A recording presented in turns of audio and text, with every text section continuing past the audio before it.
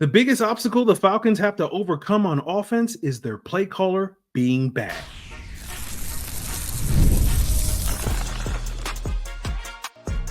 You are Locked On Falcons, your daily Atlanta Falcons podcast. Part of the Locked On Podcast Network, your team every day. Welcome back, everyone, to another illustrious episode of the Locked On Falcons podcast, your daily Atlanta Falcons podcast, part of Locked On Sports Atlanta, your team every day. And today you are joined by your very humble host, Aaron Freeman. Been covering the Atlanta Falcons for a long time, formerly at falcons.com, RIP, still going strong in this illustrious podcast, where you may know me as Mr. Drew, aka Sirius Black, aka the Jolly Green Giant, aka the iron that sharpens the iron, aka Mr. aka. And of course, guys, I want to thank each and every one of you that is an everydayer of this pod that makes it your first listen or first watch each and every day. All you have to do to become an everydayer, subscribe or follow for free on YouTube or wherever you listen to podcasts. So today we're talking all about Zac Robinson, right? We're going to talk about how he needs to do a better job marrying his run game to his play action passing game that was non-existent on Sunday, and why he was far from the tier 2 play caller that we thought we were getting going into the season. And we'll talk about what tier he is on in that regard. But rewatch the All 22 on Monday morning, and we'll continue to break it down over the next day. Tomorrow's episode will be a full, complete All 22 breakdown. But just sort of my initial thoughts rewatching the film. You know, I still see a lot of narratives out there. A lot of people focus on Kirk Cousins' health. I don't think that's an issue. Again, to me, the problem is Zac Robinson's play calling. But, you know, the conversation always centers on the quarterback because, you know, the quarterback is the quarterback, right? They get all the credit when the team wins. They get all the blame when the team loses. And certainly Raheem Morris and Terry Fontenot didn't necessarily help matters by selecting Michael Penix. And, you know, in a world where they didn't take Michael Penix, and I'm not relitigating the pick, but in a world where Taylor Heineke is the Falcons' number 2 quarterback, you know, we still might be having a conversation about Kirk's health if everything else went the same, but no one's talking about replacing him at the quarterback position. And now the Falcons have to mitigate this for the rest of the season because basically every time they lose, there's going to be people calling for Penix to replace Kirk Cousins. And sometimes that's going to still happen even when the Falcons win. But that's why we had to add, you know, a level 5 to the Kirk Cousins chaos meter, which is it time to play Michael Penix? I don't think we're going to get to level 5 anytime soon here, at least on this podcast. But I know for so many of you guys, you are already at level 5. You were ready to, you know, basically jump ship on Kirk Cousins immediately. And as we've discussed many times on this podcast, since we signed Kirk Cousins, you know, he's not known for starting the best in September. I don't think he was the problem, but certainly he did not play well in week 1. But, you know, the conversation continues to be about Kirk's health.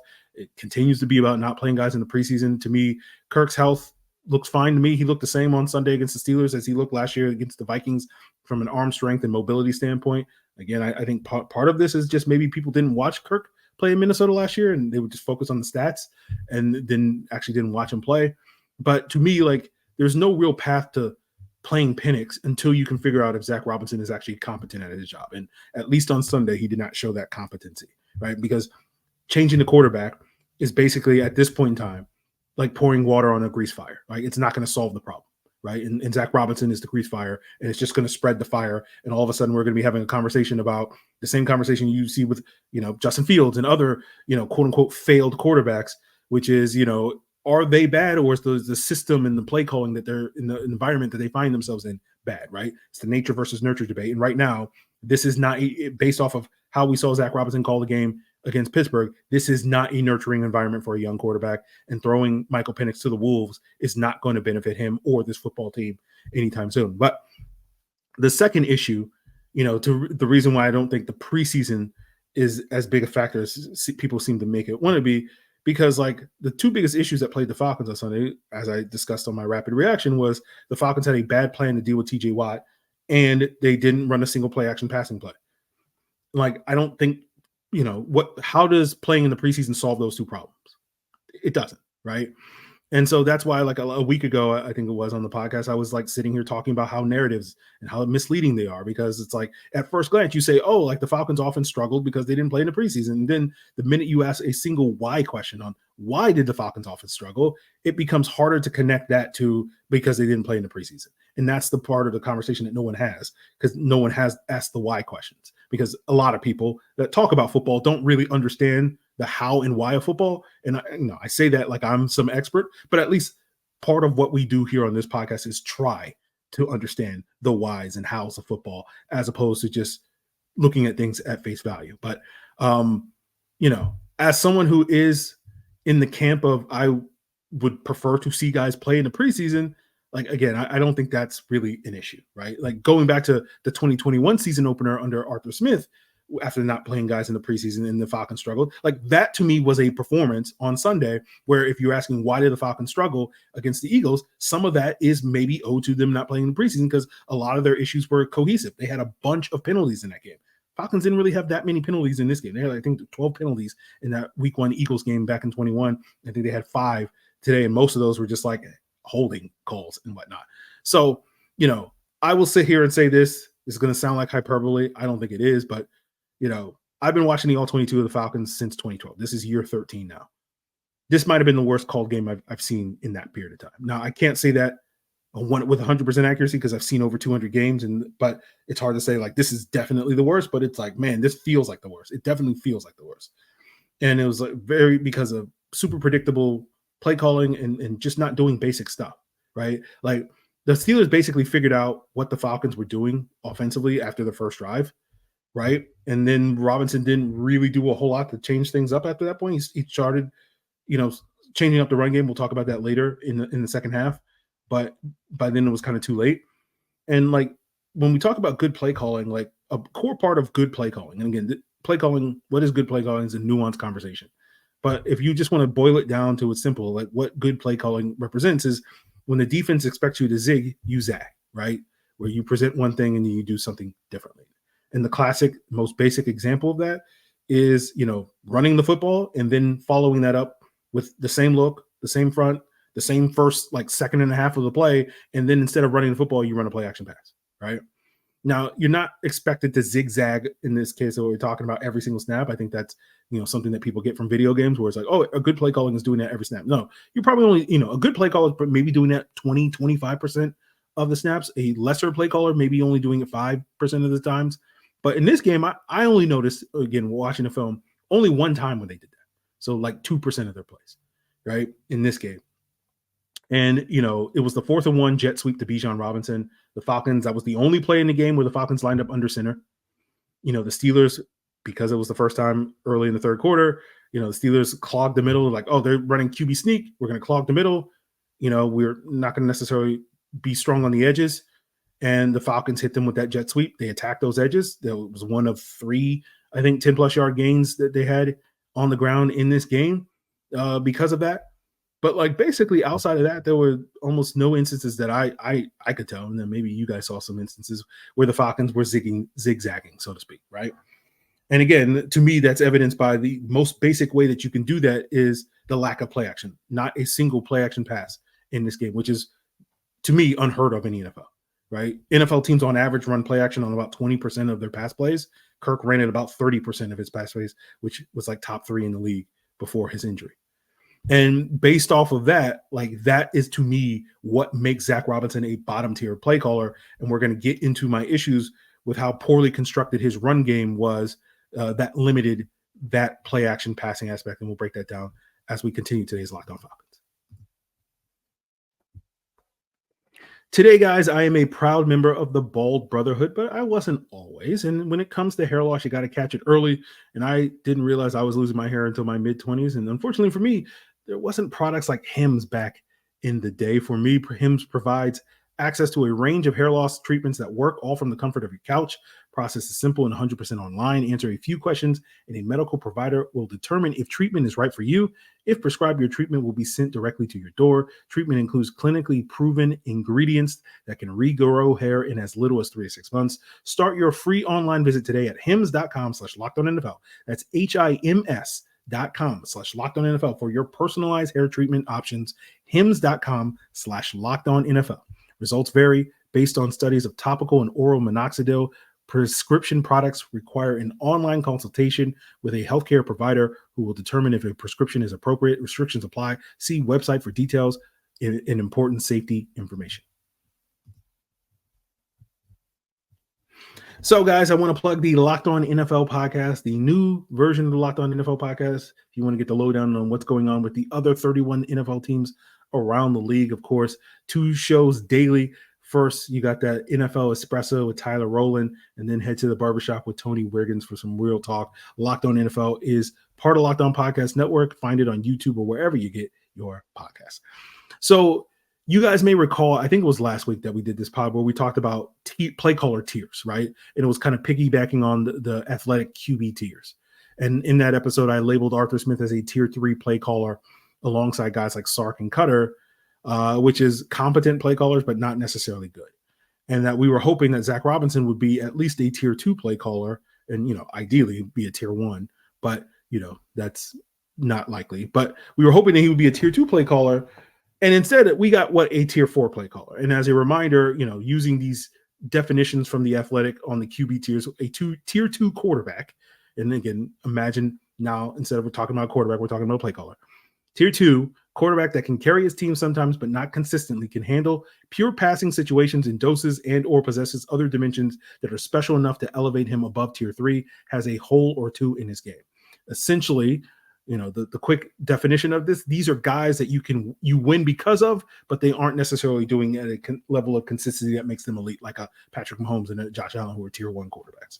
Tier 3 is a quarterback that is a legit starter, but needs a heavier run game and or defensive component to win. Lower volume drop back passing offense suits him best. Again, these are essentially guys, tier 3 are guys that you win with, but not necessarily because of, right? And then tier 4 is defined as a quarterback that could be unproven or a veteran who ideally wouldn't start all 17 games.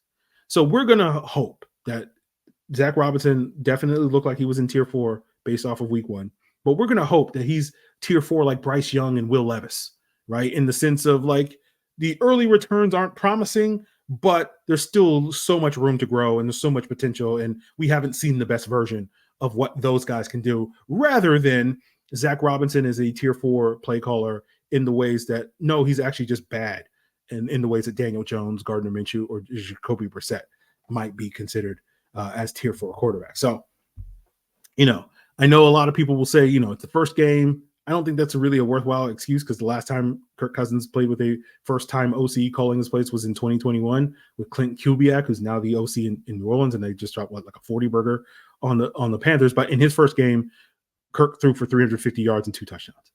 So, I think a lot of what we're going to be focused on in this podcast over the next couple of weeks is going to be the ways, that Zac Robinson improves, if at all. But to me, it's got to start with the basics of integrating play action into the offense, right? To me, there's no excuse to not run a single play action passing play in this offense. And no, I don't think that's a Kirk Cousins health issue. That just, to me, is a Zac Robinson is bad issue, right? And so, like, that's a failure on the part of Zac Robinson. And what you want to see to improve that is you want to see him marry his run game with his play action concepts. And I thought in this game, Zac Robinson had a lot of very predictable run concepts, and he didn't necessarily marry those with any play action concepts. So that was the problem. But I went and charted the runs today, 22 run plays in this game. 14 of those I charted as stretch plays, 11 to the left, 3 to the right. Right. And I think that was part why they ran so much to the left. I think because they were essentially, that was their strategy to mitigate TJ Watt. We'll just run away from him, and that will solve the problem, which is so basic and just so sad. But, the first 5 plays that they ran on the opening drive were all stretch plays to the left, right? And the stretch play is the bread and butter play of the outside zone scheme. And, that gets to the predictability, because we talked about this with Arthur Smith, where he was very predictable with his run scheme, just running outside zone. And we thought, hey, Zac Robinson's going to come in. He's going to diversify. That's going to help improve the run game. It's not going to be as predictable, right? And, Zac Robinson just came in and was like, I'm going to do the exact same thing that Arthur Smith did. And at least with Arthur Smith, he had some play action concepts based off of that. And the classic sort of play action concept that you build off of the stretch play is you lead that backside defender unblocked. Instead of handing the ball off, the quarterback pulls it. That backside defender is unblocked, but because he's chasing down the back on the backside, the quarterback is free to roll out, where he can hit somebody over the middle or in the flat or something and whatnot. Now, I can certainly understand in this instance, in this game, where this is where Kirk Cousins' lack of mobility, again, pre or post injury, because it wasn't like they were doing a ton of this in Minnesota the last couple of years, right? They did it a bunch earlier when Gary and Clint Kubiak were play callers, Kevin Stefanski as well in Minnesota, when they were leaning heavily on the outside zone. But that was something that Kevin O'Connell did not do. We talked about that with Luke Braun of Locked On Vikings this offseason, where they became much more of an inside zone team rather than an outside zone team once Kevin O'Connell got there. But I can understand why you wouldn't necessarily want to run that specific play action concept because of the presence of TJ Watt, right? Because that backside defender, if you're running stretch left, right, that backside defender is going to be on the right side of the offense, which in this case is going to be TJ Watt, 95% of the time. And, you have a quarterback like Kirk Cousins, who's basically at this point in his career running a 5.2, and that's not an exaggeration. That's when he's running 18 miles per hour. That's basically 5.2 40 speed, right? And coming off the Achilles in all that, you don't want him one-on-one with TJ Watt. That's a bad strategy. We can all agree with that, right? That's probably not going to work out in your favor. But if that's the case, and we're sitting here saying like, running play action off of that play is probably a bad idea, why is the stretch left play 50% of your run plays? Why is that the staple run play if you don't have a single play action concept built off of it, right? That should not be your staple run play if you don't have a play action concept built off of it, right? That to me is basically the crux of the issue that I'm having, right? And I remember doing a video breakdown for the Locked On Falcons Insiders earlier this summer. I talked about it briefly on the podcast as well, which is part of the reason why I did not expect the stretch play to be the sort of staple run play. I still thought it would be part of their offense because of how effective this team is running outside zone. But I figured because they weren't going to be able to do that sort of thing with Kirk Cousins, given his injury status and his lack of mobility that he already had before he was even injured, one of the least mobile quarterbacks in the NFL, that they wouldn't necessarily want him to do all that stuff coming off of it. And so I was like, okay, well, they're going to change what their staple run play is. They're probably going to do split zone, right? Where that's basically similar to what the stretch play is from an offensive line standpoint. It's basically the same. The one key difference is you have a tight end that motions behind the line of scrimmage, and he basically is responsible for blocking that backside defender. And so you wouldn't be in the situation where Kirk Cousins is one-on-one against TJ Watt in the open field, or even if you ran, the rollout to the opposite way, one-on-one with Alex Highsmith, because the tight end is responsible for getting that backside defender. Now, the Falcons did run split zone in this game. They ran it twice in the second half. I think they ran it, yeah. They definitely ran it once, and I think they were trying to run it a second time. I'll explain why. The first time they definitely ran it was in the first play of the second series in the third quarter. That was the play where Tyler Algier got his, I think, second carry of the game and gained 7 yards. So it was where it worked. The other time was the previous play on the previous drive to close out. That was the play where the ball, bounced off of Ross Dwelly's leg on the snap, right? It looked like, because the play obviously fell apart, we didn't know for certain, but it looked like they were trying to run split zone. And that's why Dwelly was motioning behind the guy to take out TJ Watt as that backside defender. And unfortunately, he did not when the ball hit off his leg and TJ Watt recovered the football. And so we didn't really get to see diversity in their run game until in the second half of the game, right? They were generally much more effective not running stretch than they were running stretch. Based off of the 22 runs, they did not run a stretch play based off my charting. 8 times, they averaged 5.6 yards per carry. They had a 75% success rate. Overall stretch, they ran 14 stretch runs, 3.1 yards per carry, 50% success rate. Now, 50% success rate is a very good number. That's very efficient running, but most of that was due to how efficient they were on that opening drive, right? They ran the stretch play 6 times, averaged 4.8 yards per carry, had an 83% success rate. After that point in the game, they ran the stretch play 8 times, averaged 1.9 yards per carry, and only had a success rate of 25%. And so, again, that goes back to what I said earlier. The simple conclusion is Pittsburgh figured out what they were doing, clamped down on it, and that play no longer was effective. Now, again, ran stretch 14 times. I charted inside zone twice, split zone twice, toss play twice, jet sweep once, duo once. And basically what I'm trying to illustrate is, if we're trying to build an offense around Kirk Cousins, this would apply to any quarterback, but particularly Kirk Cousins, you want to have play action passing concepts that attack the middle of the field, right? And you want to build a run game that can marry those two things together. And to me, what Robinson didn't do is he didn't do that. The Falcons were not, obviously they were not running any play action plays. They were not really attacking the middle of the field on their quote unquote regular pass plays, right? They ran a couple of dagger concepts to Ray-Ray McCloud in the 4-minute offense at the end of the first half, right? Dagger is that sort of in-breaking route where the outside receiver runs a vertical to sort of clear it out for that in-breaking The inside receiver runs the vertical and the outside receiver runs an in-breaking route. Sorry, to clarify. But like, you're not seeing crossers, you're not seeing drag routes, you're not seeing any over routes or anything designed to attack that middle of the field. And the play action is really opening up the middle of the field, that 10 to 20 yard range. You're sucking up those linebackers, and that's where you can get those guys on the move and generate explosive plays, which the Falcons did, of course, not have, other than on that one dagger concept where, Kirk got hit as he threw, and Ray made a great play on that way. And so I think when we talk about the ways that Zac Robinson has to improve if this offense is going to get better, it starts with kind of reworking his passing game to attack the middle of the field, to feature those play action concepts in mind. And then we'll also wrap up today's Locked On Falcons. We'll talk more about that, but we'll also wrap up today's Locked On Falcons talking about if the defense is all that it's cracked up to be. And we'll do that as we continue today's Locked On Falcons. So, guys, you've heard me talk about FanDuel, which is, of course, America's #1 sportsbook. But there's something different for you. Now through September 22nd, all FanDuel customers can bet $5 and get a 3-week free trial of NFL Sunday Ticket from YouTube and YouTube TV. And then with a YouTube TV base plan, you'll be able to watch every regular season Sunday afternoon out-of-market game. All you need is a Google account and current form of payment, and you can cancel anytime. And when you head on over to FanDuel and download America's #1 sportsbook, go check out the lines for the upcoming Falcons-Eagles matchup on Monday Night Football next week. The Eagles are favored by 6.5 points. So not a great look for the Falcons. Can the Falcons cover? Go check it out. Or if you're feeling icky about the Falcons and you just want to stay away from, pro football, why not check out the odds for Georgia to win it all this year at plus 270? Take advantage of those odds before they probably go down as the year wears on. So go check it out at FanDuel.com, America's #1 sportsbook. So as I said, like, in the ways that Zac Robinson needs to improve in that upcoming Eagles matchup next week, to me, it starts with having some play action concepts. Basically, something is better than nothing, and you just got to have something in there. So we'll be paying attention to that.